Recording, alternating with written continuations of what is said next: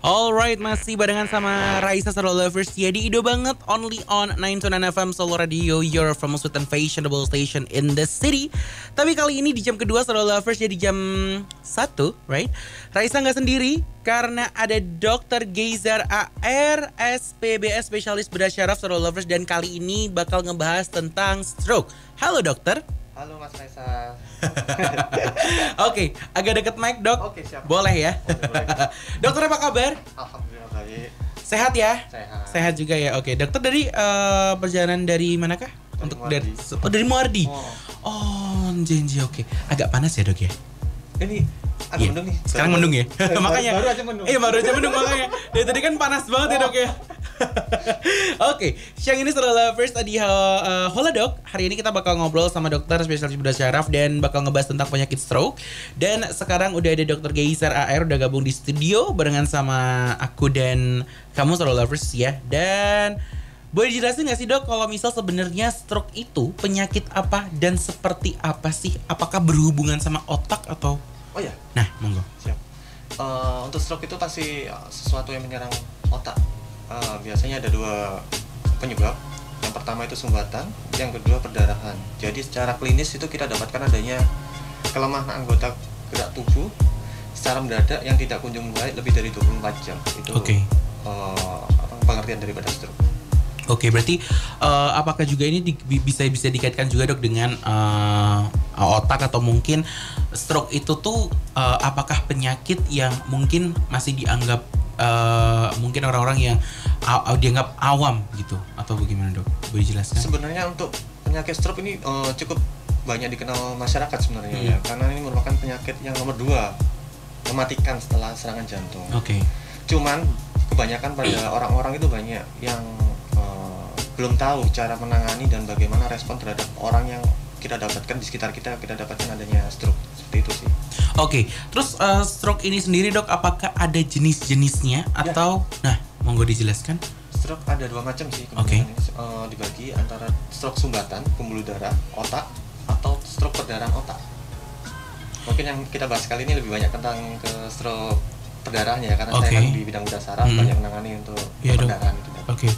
Dan pasien yang ada di Indonesia bahkan atau mungkin di Solo dok, apakah sudah sebanyak itukah atau masih terbilangnya jarang nih untuk di kota Solo sendiri? Ini kebetulan saya kan sebagai dokter, kita ada 3 taruh SIP, jadi izin praktek di 3 rumah sakit ya. Yeah. Hampir setiap minggunya selalu ada konsulan pasien tentang stroke. Setiap minggunya dok berarti? Iya. Mungkin setiap minggunya kurang lebih ada 3-5 pasien mungkin kurang lebih. 3-5 pasien ya seperti itu. Oke. Dan nanti juga Solo Lovers jangan kemana-mana, masih banyak lagi yang bakal dibahas barengan sama Dr. Geizar dan Raisa di Indo banget. So stay tune ya. Dan kamu kalau misal mau tanya-tanya boleh banget langsung aja di WhatsAppin di 0816675010. Oke, masih di Indo banget Solo Lovers dan barengan sama Dr. Geizar. Halo dok. Oke, dan tadi masih ngobrol juga ini Solo Lovers tentang jenis-jenis stroke sendiri ya dok ya. Nah, terus apakah juga nih dok anak muda itu bisa terkena stroke dan boleh nggak sih dok untuk penjelasannya? Oh bisa banget. Bisa. Oke. Dari maksudnya gejalanya itu dari mana gitu dok? Dari mana nggak sadar gitu. Itu nggak sadar. Iya. Oke. Itu nggak sadar. Oke. Gejala awalnya dok seperti apa? Kalau ada dan apakah gejala itu tuh berlaku di semua jenis stroke? Yang jamak kita temui sih biasanya pasien ada kelemahan anggota gerak satu sisi, entah itu kanan atau kiri tergantung bagian mana otak mana yang terkena perdarahan seperti itu. Tapi secara general kebanyakan juga yang kita dapatkan penurunan kesadaran, sudah nggak sadar lagi. Oh, oke, kayak tiba-tiba udah nggak sadar gitu ya dok ya. Oke, terus penyebab stroke sendiri nih dok sebenarnya apa dan apakah terlalu banyak pikiran tuh ntar tuanya bisa kena stroke atau kali aja nih dok kan stres berat bisa membahayakan otak juga? 80% kebanyakan pasien yang saya tangani karena hipertensi. Hipertensi yang nggak terkontrol. Oke. Ya. Berarti kebanyakan konsulnya seperti itu ya dok ya, kayak hipertensi gitu bahkan. Oke. Tapi pernah nggak sih dok menemukan selain hipertensi apa? Ada. Biasanya disertai dengan yang diabetes, Atau memang kalau misalnya stroke serangannya pada orang-orang yang kita dapatkan ada hipertensi, biasanya memang dari awal bawaan lahir sudah punya kelainan bentuk pembuluh darah. Jadi pada anak-anak biasanya ada AVM atau aneurisma, dia bisa pecah. Oke. Dan jadi dijelaskan juga ya dok ya, kalau misal di awal itu ternyata anak-anak muda seperti mungkin seumuran sama Raisa atau mungkin solo lovers yang ada di rumah gitu ya, bisa terkena juga. Nah, kalau anak muda tuh potensi awalnya dok buat kena stroke itu tuh pernah ada nggak sih mungkin kasusnya tuh apa gitu? Apakah sama-sama hipertensi kah atau? Kalau anak muda biasanya jarang kalau yang hipertensi. Biasanya hipertensi kan menyerang dekade ke-3, ke-4 gitu kan, atau lebih. Anak muda biasanya ya itu nggak dirasakan apa-apa, tiba-tiba nggak sadar. Karena memang dari awal lahir dia sudah punya kelainan bentuk pembuluh darah. Berarti malah ada yang dari lahir itu malah sebenarnya sudah ada ya dok ya? Kebanyakan seperti itu. Itu apakah ada penyebabnya nggak sih dok? Maksudnya disebabkan karena apa waktu dulu mungkin gimana? Itu waktu embriologi sih, waktu di dalam janin. Pada fase pembentukan pembuluh darah otak memang dia ada kelainan pembentukan. Oke. Berarti bisa dijelaskan sedikit gitu ya dok. Berarti tentang kalau anak muda tuh bisa juga terkena. Bisa. Gitu ya. Mungkin Solo Lovers boleh nanya ya barengan sama Dr. Geiza dan Raisa di Indo banget, langsung aja di WhatsAppin di 0816675010. Ditunggu ya pertanyaannya. Masih ada 1 jam lagi. Yes, masih ditemenin sama Raisa Solo Lovers dan ada Dr. Geizar Masian ya. Halo dok. Siap mas. Oke, tadi udah ngebahas juga Stroke Lovers tentang apa sih stroke itu dan jenis-jenisnya juga, dan beberapa juga nih ada yang anak muda tuh bisa terkena juga. Tadi sudah dijelaskan sama dokter, ternyata terkena juga ya. Nah terus dok, apakah stroke ini tuh bisa dicegah, dan kalau bisa apa aja yang bisa kita lakukan biar nggak kena stroke? Monggo bisa dijelaskan. Dicegah preventif bisa. Kebanyakan sih kalau memang punya komorbid itu penyakit penyerta ya. Seperti hipertensi, sebaiknya kita minum rutin obat-obat hipertensi. Meskipun tensi kita itu sudah mulai turun, terkontrol dengan obat-obatan, tapi bukan berarti obatnya kita stop, harus tetap rutin. Berarti harus tetap rutin dan harus cek kesehatan juga ya dok ya. Terus kalau misalnya dok udah kena stroke, hal apa sih dok? Hal apa yang pertama kali banget harus kita lakuin? Harus langsung dapat langkah medis atau bisa ngapain dulu nih dok? Yang jelas ketika kita mungkin sekitar kita ya, kita dapatkan ada yang terkena serangan stroke, sesegera mungkin dibawa ke fasilitas kesehatan terdekat. Dan selama transport kalau bisa sih kita securekan untuk airway-nya, maksudnya jalan nafasnya kita pastikan bebas. Nah terus kalau misal telat penanganan nih dok, adakah nggak sih dok, maksudnya kasus-kasus yang telat penanganan? Apakah mohon maaf, apakah langsung di jalan sudah mungkin bisa tidak tertolong atau bagaimana dok? Bisa aja. Bisa aja. Untuk telat penanganan selama ini sih memang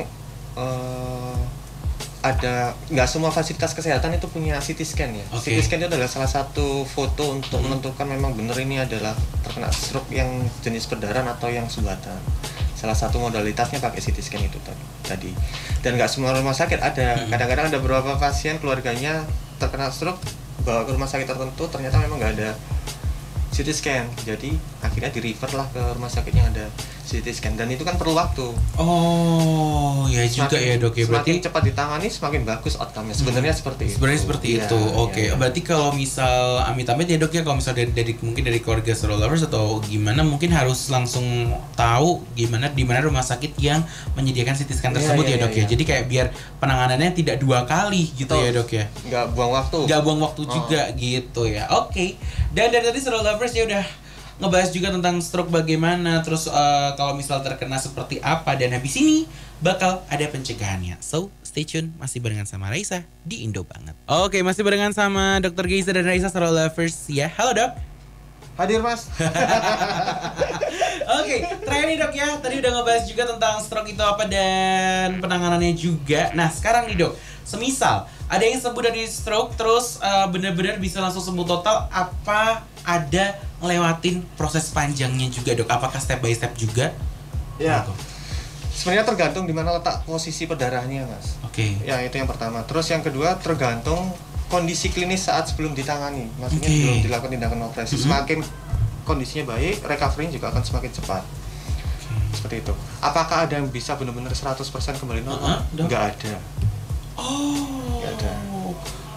Kalau misal 90 atau 80% dok Ya kemungkinan mungkin kan ya 70-80% masih bisa lah. masih bisa ya dok ya? Itu bukan murni karena tindakan operasinya. Oke. Recovery-nya selain tindakan pembedahan juga perlu fisioterapi mas, itu yang penting. Oh, oke. Lalu nih dok, kalau yang masih dalam kondisi saat ini dok, apa sih yang perlu dilakukan biar nggak buat kondisi tubuh nih dok, biar nggak apakah biar check up juga biar nggak kena stroke nih? Sebenarnya untuk medical check up di Indonesia ini cukup jelek ya mas. Oh, oke. Bisa dok. Kok bisa? Karena pasien yang datang stroke itu ketahuannya setelah terkena serangan stroke. Oh. Jadi kan yang bermasalah sebenarnya kita di tingkat pencegahannya. Oke, berarti gejala-gejalanya itu malah belum ada ya dok ya?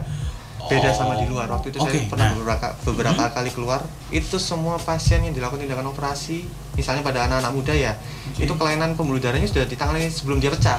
Oke. Jadi outcome-nya juga lebih baik. Oh, terus kalau misal dari segi makanan juga nih dok, apakah bisa membantu juga dengan mengatur pola makankah atau? Oh bisa banget mas. Bisa banget ya. Oke, berarti dari lifestyle juga ya dok sebenarnya ya dok ya. Apalagi di Solo ini sundukannya lumayan ya mas. Menggoda banget itu Iya, ya. angkringan udah kalau misal udah angkringan udah kalap aja udah bawaannya ya. Oke, itu ya dok ya berarti tentang pola makan dan bisa Siap. gejala-gejala ya dok ya. Terima kasih dokter sudah mau sharing bersama Sama-sama, Stroll Mas Lovers Reza. dan Raisa di Indo banget. Tapi sini Stroll Lovers ya masih ada 1 jam terakhir. So, stay tune. Terima kasih dok. Sama-sama.